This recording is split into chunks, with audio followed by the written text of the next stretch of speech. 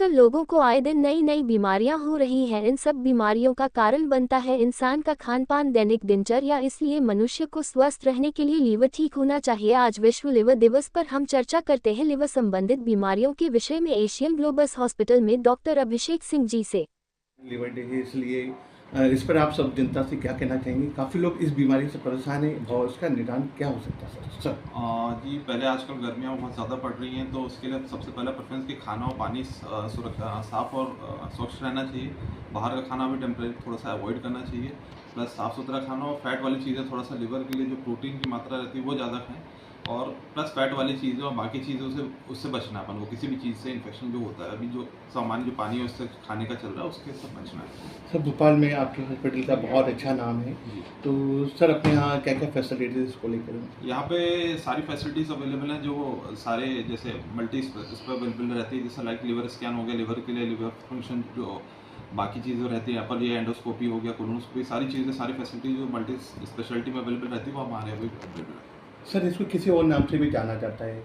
जी, इसको एक्चुअली हेपेटोस्टेटोसिस बोलते हैं, मतलब फैटी लिवर को जो बोलते हैं, जो फैटी लिवर का दूसरा नाम है। इसके 4 ग्रेड होते हैं। मोस्ट लाइकली जो इंडिया में 30-40% लोग हैं, उसमें ग्रेड 1 फैटी लिवर और 2 पाया जाता है।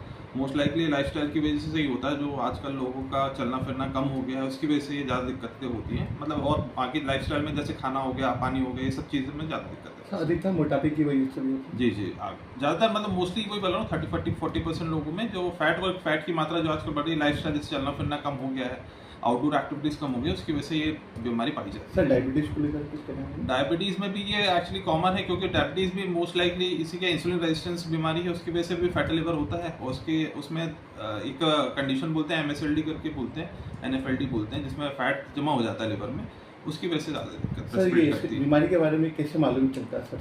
इसमें फर्स्ट जैसे अपना रूटीन जो प्रोफाइल होता है, कैलेफ्टी होता है, और दूसरा होता है लिवर स्कैन होता है। तो उसमें और एक बेसिक सोनोग्राफी होती है, तो उसमें पता चल जाता है आपको कौन सी ग्रेड का फैटी लिवर है। और सेकंड नंबर पर लिवर स्कैन की स्पेसिफिक जांच होती है, जो लिवर की स्पेसिफिक होती है। उसमें एग्जैक्ट आपका फाइब्रोसिस पता चल जाता है कि कौन सी स्टेज पे आपको चल रहा है। तो उसमें आपको आगे एडवाइस वही करते हैं कि उसके हिसाब से कि भाई आपकी क्या लाइफस्टाइल मॉडिफाई करनी है, दवाइयाँ चालू करनी है कि नहीं करनी है, ये रहता है उसमें। सर, अधिकतर लोग पूरे वर्ल्ड में जानते हैं कि लीवर की प्रॉब्लम ड्रिंक की वजह से होती है, तो ड्रिंक ना करने से भी लीवर की प्रॉब्लम होती है सर? जी, एक्चुअली वही बताया मैंने, जैसे लाइफस्टाइल अगर या फिर फैट वाली चीज़ें, जैसे वेट अगर आपका बढ़ रहा है तो फिर इसमें बीमारी हो सकती है। अल्कोहल तो एक कॉमन फैक्टर है ही, साथ में सेकंड चीज़ जो इंडिया में कॉमन है कि non alcoholic fatty liver disease, ये भी आजकल काफ़ी बढ़ रही है। तो मोस्ट लाइकली इसमें जैसे कि लाइफस्टाइल मॉडिफिकेशन, ये सब जो बेसिक जो चीज़ें रहती हैं, इसकी वजह से आप कंट्रोल कर सकते हैं। सभी के लिए क्या एडवाइस रहेगी सर?